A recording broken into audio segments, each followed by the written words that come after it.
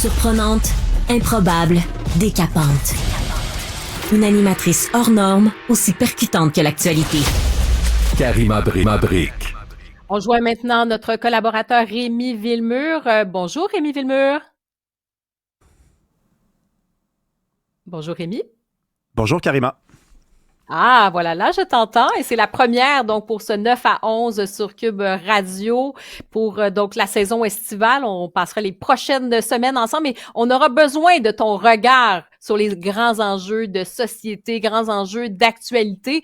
Et aujourd'hui, ben, tu voulais revenir, en fait, sur cette prise de position des joueurs, des artistes, notamment, ça, c'est le grand joueur de soccer, Kylian Mbappé, hein, qui littéralement a décidé de sortir publiquement en vue de ces fameuses élections dont on parlait avec mon invité précédent, là, les élections françaises. Il a dit, hein, selon lui, les Français, mais les jeunes tout particulièrement, doivent se mobiliser. Il a parlé d'empêcher les extrêmes de l'emporter. Et ça t'a inspiré plusieurs réflexions. Alors, on va commencer avec ça, justement. Est-ce que ça devrait nous interpeller quand les artistes, quand des sportifs, justement, décident de s'impliquer dans le débat politique? Ce que c'est courageux comme sortie de Kylian Mbappé qui respecte une espèce de tradition médiatico-sportive, artistico-culinaire en France. Tout le monde, là, finalement, qui est dans l'espace public, ne dit que ça. C'est assez banal, c'est absolument anodin, il n'y a rien d'inédit là-dedans. Les extrêmes, donc, ça veut dire quoi, les extrêmes? On pourrait penser, parce que si on était honnête, on dirait les extrêmes, ça veut dire l'extrême droite et l'extrême gauche, parce qu'on dit les extrêmes. Mais évidemment, il dit « je me prononce pas ». Ça n'existe pas, Rémi. Ben, c'est ça. C'est un grand mythe. mythe. Ça n'existe pas, l'extrême gauche. Ben oui, je sais bien, je suis en retard. J'ai pas fait la mise à jour ce matin. Mais non, mais c'est parce que les extrêmes, il y a ça forcément plus qu'un extrême. Mais il entend évidemment seulement l'extrême droite. Et moi, ça m'amuse à chaque fois, puisque, écoute, Kylian Mbappé, là, pour les gens qui ne savent pas c'est qui, c'est à peu près Carey Price ici, là. C'est le meilleur joueur de soccer en France, quelqu'un qui gagne des dizaines de millions de dollars par année. C'est quelqu'un qui se déplace en jet privé, qui n'a jamais pris le métro de sa vie, probablement. Ou en tout cas, ça fait très longtemps. Donc, c'est quelqu'un qui ne connaît pas la France. C'est pas quelqu'un qui comprend comment ça se passe là-bas, la France, des ruelles, des rues, des cafés. Et là, il nous dit, ben, finalement, ça va bien en France. Pourquoi on opterait pour les extrêmes? Alors que il y a du terrorisme en France, il y a la France déjoue à peu près un attentat terroriste par semaine, il y a de la violence au couteau, il y a des suicides des agriculteurs. La France, on le dit jamais assez souvent, mais c'est 1% du PIB mondial, 13% des dépenses sociales. Donc, ils ont des questions à se poser sur le vivre ensemble, véritablement, puisque c'est un pari, c'est un risque qu'ils ont pris ensemble de vivre en société. Ça va très mal en France. Et là, on a quelqu'un qui nous dit, ben, écoutez, il faudrait surtout pas aller vers les extrêmes, alors que la situation en soi est extrême. Donc ça, c'est la première réflexion qui me vient. Donc, on a vraiment un personnage qui est déconnecté complètement et qui ne comprend rien, sous-éduqué probablement, et je le dis sans mépris. C'est quelqu'un qui a appris à jouer au soccer, qui jouait déjà dans des équipes, qui était déjà regardé par des dépisteurs à l'âge de 6-7 ans. C'est quelqu'un qui a sûrement même pas qui n'est pas allé à l'école jusqu'à 14 ans, là. Donc, c'est quelqu'un qui ne comprend pas la politique et qui s'exprime à la manière d'un espèce de Daniel Balavoine qu'on a connu, un grand personnage de la musique française que les jeunes suivaient, que les jeunes admiraient, mais Daniel Balavoine était quand même habité et bénéficiait d'une culture politique. On peut ne pas être d'accord avec lui, évidemment, c'est mon cas probablement, mais c'est-à-dire qu'il y avait au moins une culture politique derrière ça, alors que là, Mbappé est pressé de s'exprimer, s'exprime et malheureusement aura un impact. Mais en fait, deux choses. Je trouve ça intéressant parce que on peut se poser la question. Moi, j'ai pas de problème à ce que les gens s'expriment. C'est sûr qu'il y a des règlements intérieurs. Il y a la Fédération de soccer de France qui dit, bon, les joueurs comme ça devraient quand même se garder une petite neutralité dans la mesure où ils représentent la fédération aussi. Et ça, bon, ça peut poser problème, mais comme citoyens, ils peuvent se prononcer, évidemment. Chacun est citoyen, on croit à la liberté d'expression. Moi, je pense que si on croit à cette liberté-là, on doit se réjouir, tant mieux si les gens prennent position. Ensuite, où il y a peut-être un bémol, c'est est-ce qu'il y a, finalement, on enfonce des portes ouvertes, un peu ce que tu disais tantôt, dans un certain milieu, des fois, c'est justement le milieu souvent des élites sportives, des élites culturelles, des élites artistiques. Ben là, il y a des causes qu'on peut appuyer massivement, il n'y a aucun problème. Et il y a d'autres choses, ben là, finalement, on touche pas à ça parce qu'on a peur un peu pour notre réputation. Moi, c'est plus ça qui va m'énerver, c'est cette espèce de double standard, hein, qu'on peut aller de l'avant. Il y a certaines choses qu'on peut dire, puis d'autres moins. Et effectivement, d'en appeler, de dire attention, les extrêmes, et de dire aux gens pour qui voter, c'est pas nécessairement... est-ce que finalement on respecte tant que ça une espèce d'esprit démocratique, alors que on devrait plutôt s'intéresser à pourquoi les gens décident de voter. Je sais pas si tu vois un peu.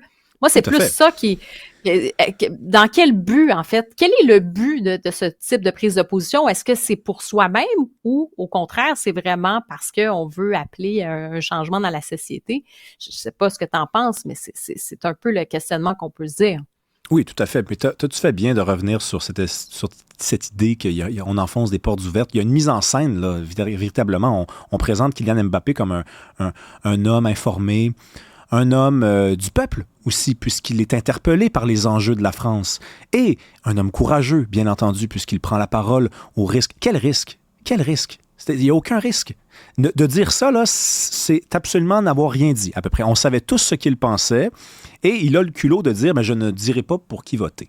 Alors que là, vraiment, il suffit de lire entre les lignes. Et tu as raison, tout le monde devrait pouvoir s'exprimer. Évidemment, tout le monde devrait pouvoir s'exprimer. Mais quand on a une responsabilité comme la sienne et que à peu près une personne sur 3 a voté pour le RN aux élections européennes en France. C'est à peu près ça, 35%, si je ne m'abuse. Donc là, on est dans une phase de déconnexion du peuple. Le peuple, on ne sait plus ce que c'est, finalement. Le peuple, pour Kylian Mbappé, c'est les gens des quartiers, c'est les gens des classes populaires. Mais là, soudainement, les classes populaires, c'est aussi les gens qui votent pour le RN.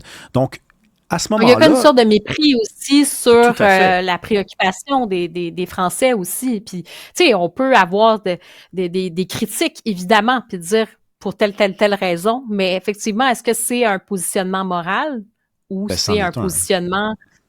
Toi, tu penses que c'est ça? Ben alors, c'est absolument un positionnement moral. C'est un positionnement d'hygiène, en fait. On veut vraiment afficher qu'on est propre, qu'on a mis du déodorant ce matin, qu'on s'est lavé les boxers. On est très, très propre. On votera certainement pas à droite. Et les jeunes, s'il vous plaît, votez pas à droite, votez à gauche. Ça va bien en France. Je vous le dis, je fais de l'argent. Je le vois d'en haut. Je me promène en avion, puis ça va bien. Je vous regarde, puis ça a l'air d'être correct. Les lumières sont allumées, les lumières sont éteintes. Un rythme normal de société, quoi. Mais est-ce qu'il n'y a pas aussi, je dirais... Tu sais, je regarde des fois, par exemple, dans le milieu culturel ou autre, on parlait tout à l'heure de ça.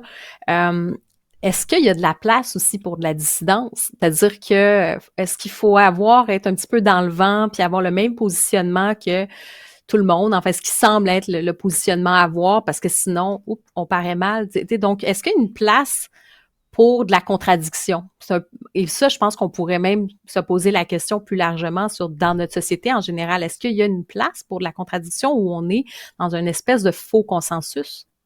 Bien, c'est une très bonne question que tu poses, puisqu'en plus, quelle serait la dissidence dans ce cas très précis-là? La dissidence, ce serait d'être en faveur des partis plus à gauche ou d'être en faveur des partis plus à droite?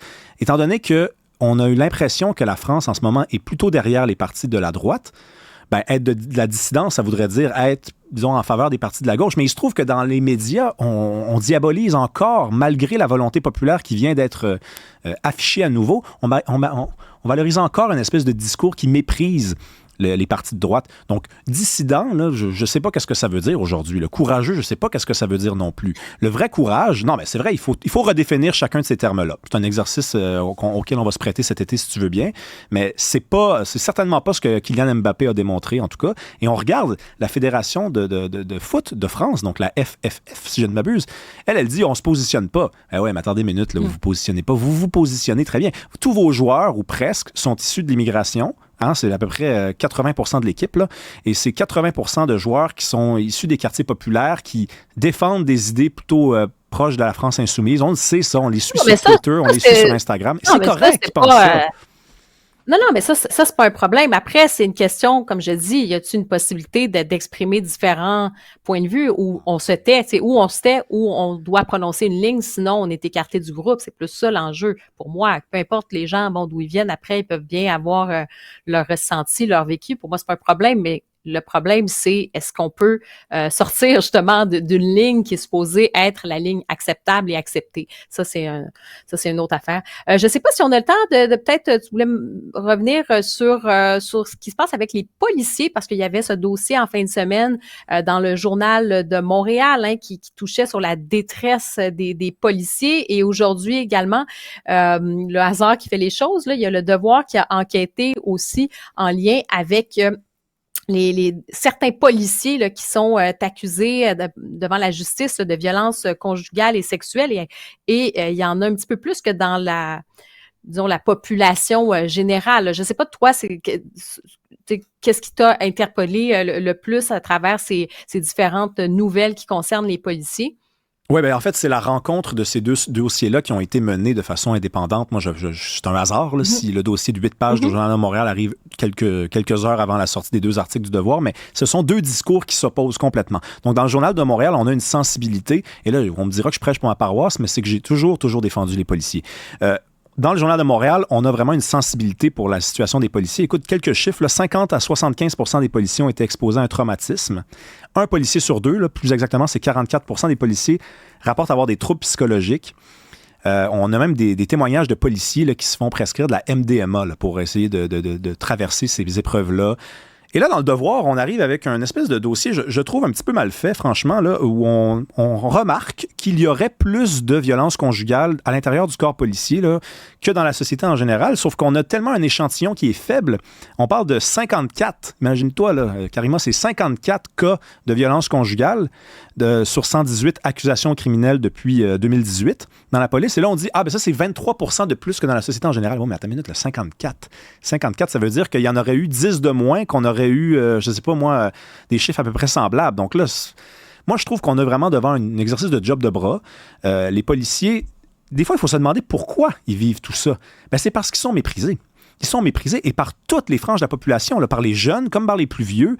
La semaine dernière, Stéphane Wall témoignait à l'émission de Richard Martineau. Il disait sur le plateau Mont-Royal, là où il y a probablement les gens les mieux éduqués à Montréal, c'est à presque tous les jours que les policiers se font invectiver, se font envoyer promener sur le plateau. Là. Donc, il faut imaginer ce que c'est qu'à Saint-Michel, à Montréal-Nord également, ou à Annecy ou à Saint-Léonard. Là. Donc, on est devant une phase de mépris et je pense que la responsabilité des journalistes, c'est évidemment d'enquêter sans m'écouter moi. Vous n'avez pas besoin de m'écouter, les journalistes. Faites votre travail. Moi, je suis un chroniqueur d'opinion. Sauf que faites bien votre travail parce que là, 54 cas de violence conjugale et là, ce sont des plaintes. Hein? Donc, il y a eu des chefs d'accusation. Là, on a quand même 11 acquittements, 8 absolutions. Donc là, on réduit quand même aussi le nombre de condamnations. Et là, on dit 23 pour... C'est vraiment plus que dans la société en général. Ben, écoutez, je trouve pas. Là. On dirait que vous voulez arriver à cette conclusion-là. C'est bien fait, mais heureusement, il y a des gens qui lisent vos articles jusqu'au bout.